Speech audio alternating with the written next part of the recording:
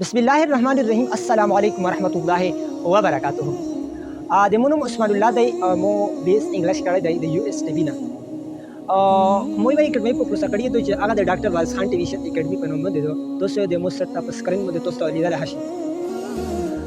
دغه اکیډمي چې دغه اکیډمي خلاصول مو مقصد ته شای غرض ته شای حالکه تاسو د سول کړی شي مونږ چې په نوران شو اکیډمي نورې هډېری دي اې دې وجه سوچ ته خلاص کړل یعنی د نورې اکیډمي ته د تو ویلې ته چې کیمدو د نه چې نورې اکیډمي ته دا ځکه لوشي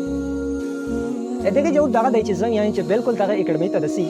ولیکن با وجه چې موته دغه اکیډمي شي کمی محسوس شو د نور اکیډمي شي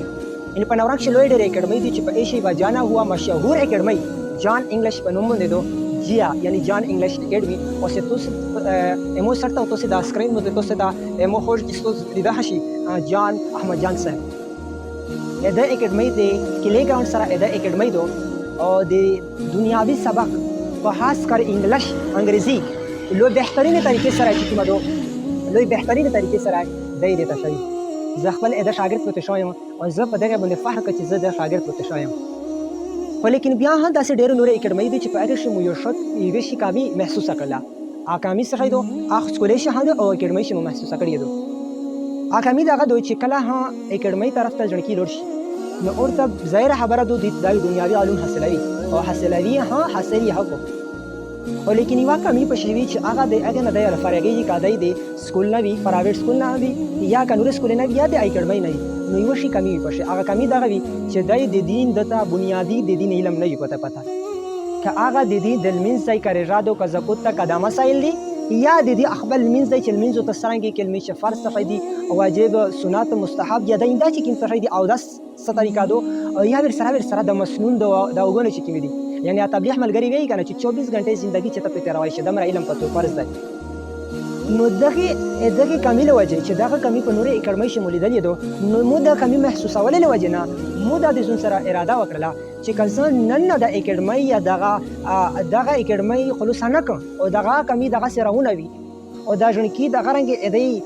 ذهنینا الحاد طرف ترون وي الحاد سیکولریزم طرف ته یعنی ظاهر خبره ده چې دای کله دنیاوي سبق زکوي او خاص کر انګریزي انګلیش تکوي نو دای لشکې د فخر غرور او تکبر حسي د زبان لشکې داسې ده مخبل به انګلیش کړی دی مو ته خپل پاته لګي مو زشه په پیرنو په دغه باندې نو دغه سره چې د دین علم حاصلوي د دې سره چې د الحاد د سیکولریزم او دغه شینه خبر خشي او د زحکو او د دین صدین کم از کم دمر دین نه دی سره زکو چې د ژوندۍ په تیروي شي د غمر صورتینه حزدا کو چې د خپل میس په کړای شي او د غنګ د غمر حدیثینه حزدا کو چې د بیا هغه باندې عمل کړی شي او د سره دمر علم د دین ول روشي کم از کم چې د په دې باندې خپل وخت تیروي شي څوک تک ویل شي کنه چې دا خو د دین دا په مدرسې شي زده کیږي دا په مدرسې شي دی او مدرسې ته وایته سي دا خبره غلطه ده